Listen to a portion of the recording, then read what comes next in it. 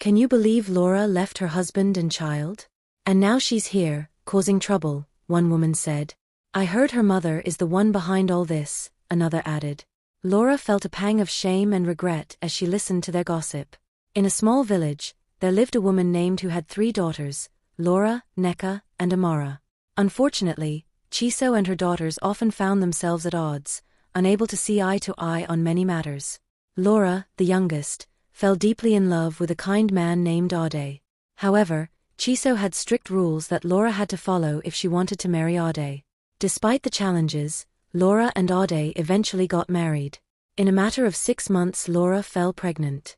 When Lora gave birth to her first child, her mother Chiso came to the city to help.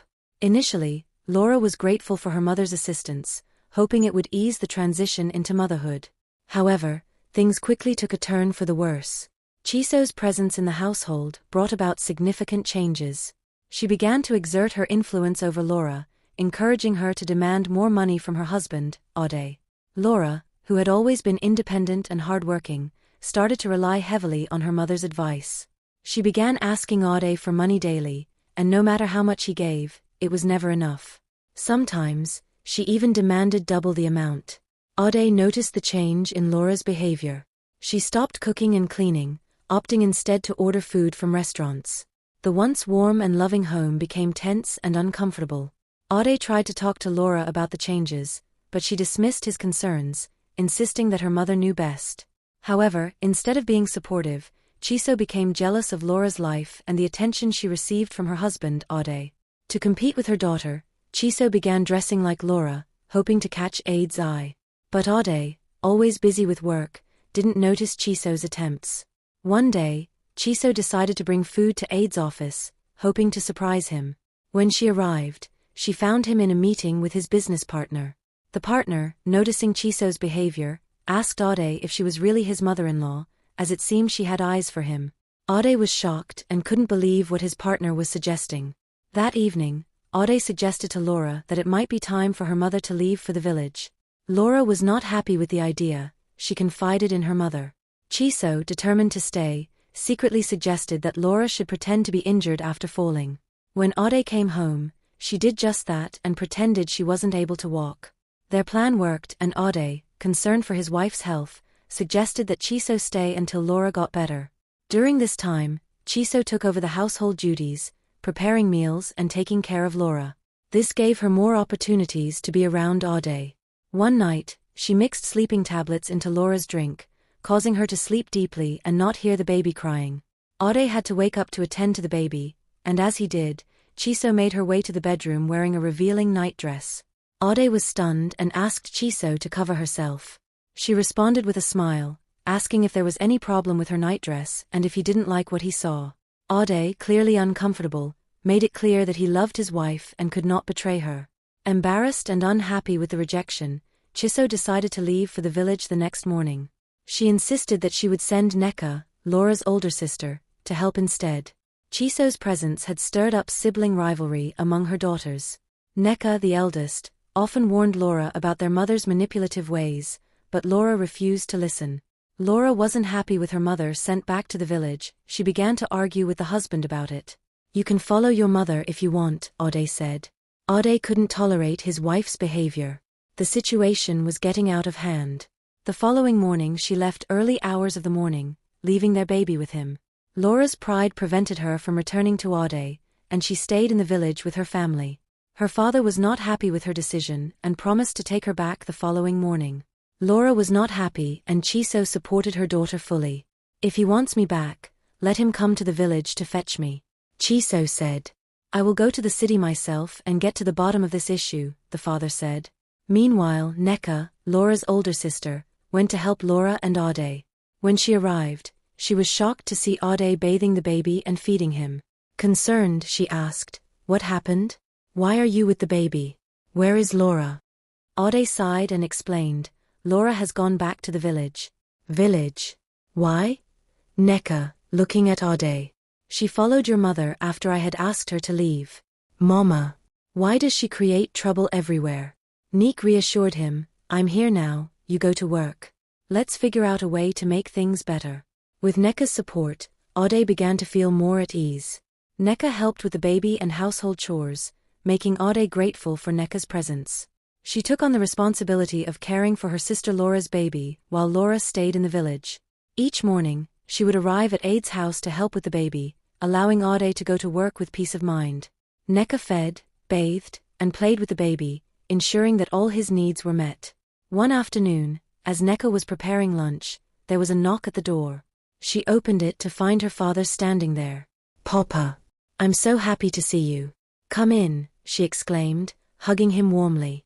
Her father stepped inside, looking around. "Where is Lora?" "I thought she was with you," Nneka asked, puzzled. Her father sighed and explained, "Lora refused to come back. Your mother is supporting her decision to stay in the village." Nneka couldn't believe what she was hearing. She had hoped that Lora would return to the city to be with her family.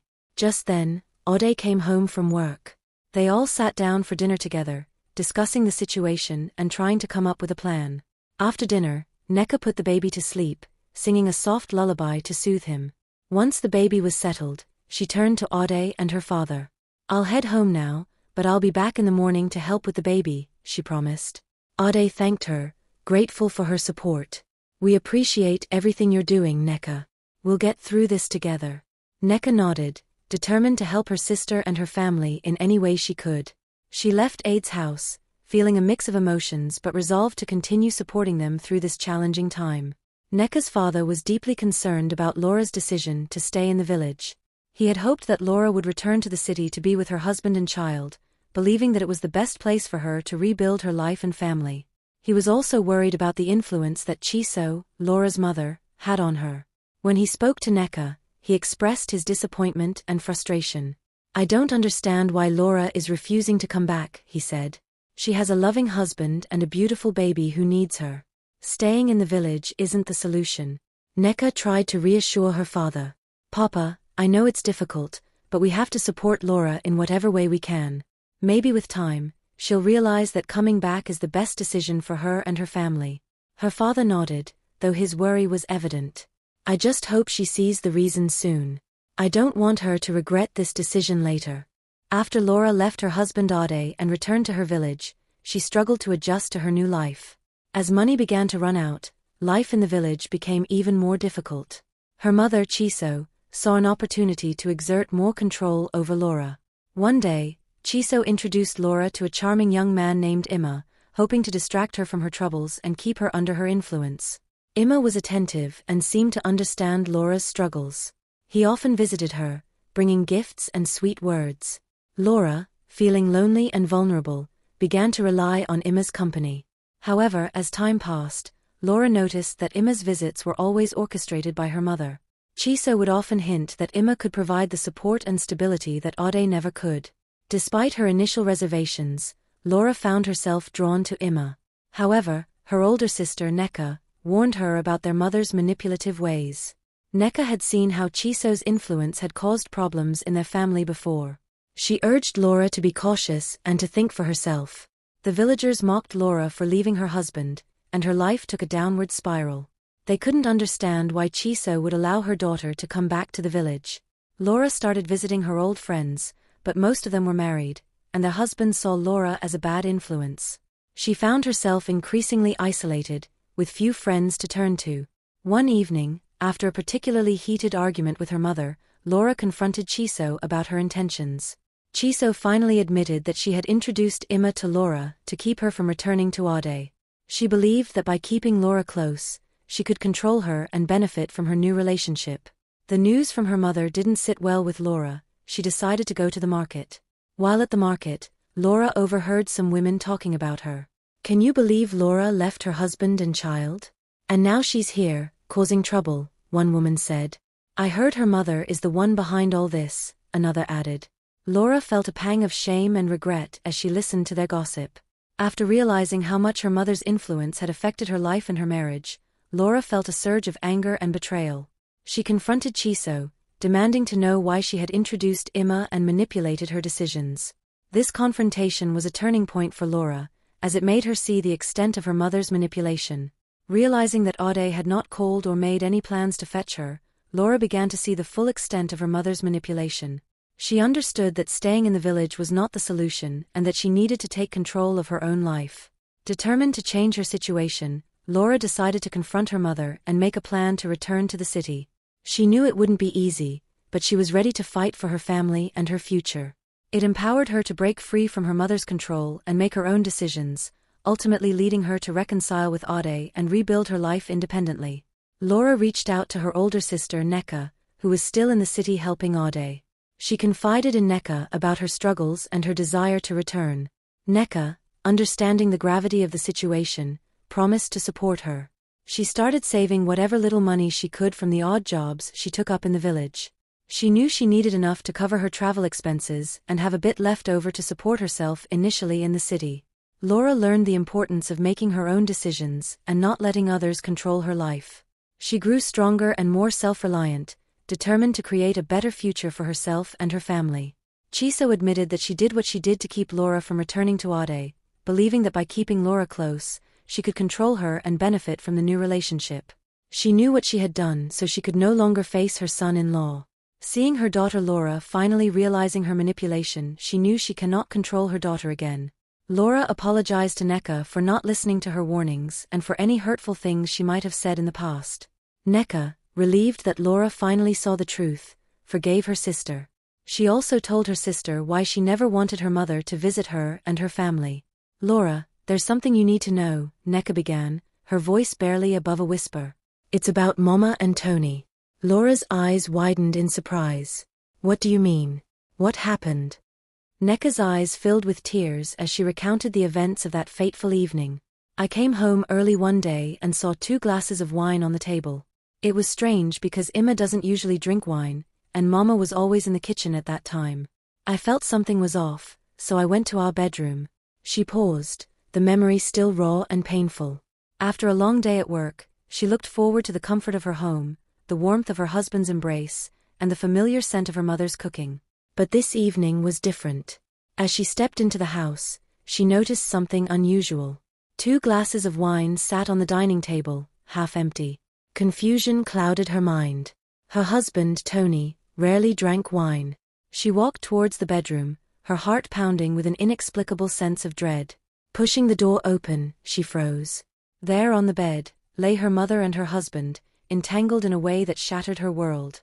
"Jesus," she exclaimed, her voice breaking the heavy silence. "What is going on here? Mama, why?" Tears streamed down her face as she struggled to comprehend the betrayal. Chiso sat up, her face pale and eyes wide with guilt. "Nneka, it's not what it looks like," she stammered, "but the damage was done." Tony too scrambled to explain, but Nneka couldn't hear their words over the sound of her own heart breaking. The room spun around her as she backed away, her mind racing with questions and disbelief. Nneka stumbled back into the living room, her mind a whirlwind of emotions. The 2 glasses of wine on the table now seemed like mocking symbols of the betrayal she had just witnessed. She sank into the couch, her body trembling as she tried to process the scene she had just walked into. Tony followed her, his face etched with regret. "Nneka, please let me explain," he pleaded, but she held up a hand to stop him. "Explain what, Tony? How could you do this to me? To us?" Her voice was a mixture of anger and sorrow. Chiso appeared in the doorway, her eyes filled with tears. "Nneka, my daughter, I am so sorry. It was a moment of weakness, a terrible mistake," she said, her voice shaking. Nneka looked at her mother, the woman who had always been her rock, now the source of her deepest pain. "Mama, how could you? You were supposed to protect me, not hurt me like this." The room fell silent, the weight of the betrayal hanging heavily in the air. Nneka's mind raced with memories of happier times, now tainted by the revelation of this night. "I need some time to think," she finally said, her voice barely above a whisper. She stood up, her legs feeling like lead, and walked out of the house, needing to escape the suffocating atmosphere. As she wandered through the quiet streets, Nneka's thoughts were a chaotic mix of anger, sadness, and confusion. She found herself at the park where she and Tony had shared their first kiss. Sitting on the bench, she let the tears flow freely, the enormity of the betrayal crashing down on her. Hours passed, and the night grew colder. Nneka knew she couldn't avoid the situation forever. She had to confront it, find a way to move forward, even if it meant facing the painful truth. With a heavy heart, she made her way back home. As she approached the house, she saw Chiso and Tony waiting for her on the porch, their faces filled with remorse. "Nneka," Tony began, "I know I've hurt you deeply, and I don't expect you to forgive me easily. But I love you, and I'm willing to do whatever it takes to make things right." Chiso stepped forward, her eyes red from crying. "I am so sorry, my daughter. I will leave if that's what you want. I just want you to know how deeply I regret my actions." Nneka took a deep breath, feeling the weight of their words. "I don't know if I can ever forgive you," she said, her voice steady but filled with pain. "But I need time to figure out what comes next. Mama, I would like you to go back to the village first thing in the morning." Lora gasped, her hand flying to her mouth. "Oh my God, Nneka. I had no idea." Nneka nodded, tears streaming down her face. "I confronted them, but their excuses meant nothing. The betrayal was too deep. That's why I've been warning you about Mama. I didn't want you to go through the same pain." Lora's eyes filled with tears as she pulled Nneka into a tight hug. "I'm so sorry you had to go through that alone. I can't imagine how much it hurt." Nneka clung to her sister, finding solace in her embrace. "I just didn't want you to be blindsided like I was. You deserve to know the truth." As the night wore on, the sisters talked and cried together, sharing their fears and hopes. As Lora sat in the passenger seat of Nneka's car, the early morning sun cast a soft glow over the landscape. The journey back to her husband felt like a long winding road through her own tangled emotions.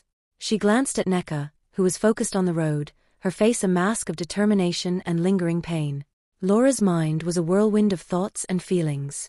She felt a deep sorrow for Nneka, whose trust had been shattered by the two people she loved most. The betrayal was a heavy burden, and Lora couldn't shake the guilt that gnawed at her. She had always looked up to her mother, but now that image was tarnished, replaced by a painful reality. As the car sped along the highway, Lora's thoughts turned to her own marriage. She wondered how she could ever look her husband in the eye, knowing the secrets that had been kept from her. The fear of betrayal loomed large, and she questioned everything she had once taken for granted. "Are you okay?" Nneka's voice broke through her reverie, filled with concern. Lora forced a smile, though it didn't reach her eyes. "I'm just trying to process everything. It's a lot to take in." Nneka nodded, her grip on the steering wheel tightening. "I know. But you're strong, Lora. We'll get through this together." Lora appreciated her sister's words, but the uncertainty still lingered. She thought about the future, about how this revelation would change their family dynamics.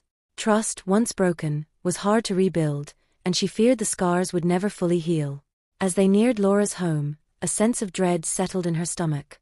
She wasn't sure how to face her husband, how to explain the turmoil that had erupted in their lives. But she knew she had to try, for the sake of her marriage and her own peace of mind. When they finally arrived, Lora took a deep breath, steeling herself for the conversation ahead. She turned to Nneka, her eyes filled with gratitude and determination. "Thank you for being here with me. I don't know what I would do without you." Nneka reached out and squeezed her hand. "We'll get through this, Lora. One step at a time." With those words, Lora stepped out of the car, ready to face the challenges ahead. She knew it wouldn't be easy, but with her sister's support, she felt a glimmer of hope that they could find a way to heal and move forward. Ade missed his wife and welcomed Lora back with open arms. Lora apologized to Ade and asked for his forgiveness, explaining how her mother's influence had clouded her judgment. Together, they worked through their issues and rebuilt their family. She realized that true strength comes from within and that she could overcome any obstacle with perseverance and resilience. The moral of this story encourages individuals to take control of their own lives, make thoughtful decisions, and seek support when needed, while also being wary of those who may not have their best interests at heart. Mothers are not always right. Just because she is older and your mother doesn't always mean she is right. It's important to set healthy boundaries with family members, even those with good intentions, is crucial for maintaining personal well-being and healthy relationships. The story highlights how manipulation and control can damage relationships and trust. At the end of the day, forgiveness is important. Thank you for watching Granny G Stories. Please don't forget to subscribe for more of these stories. It will really help the channel grow.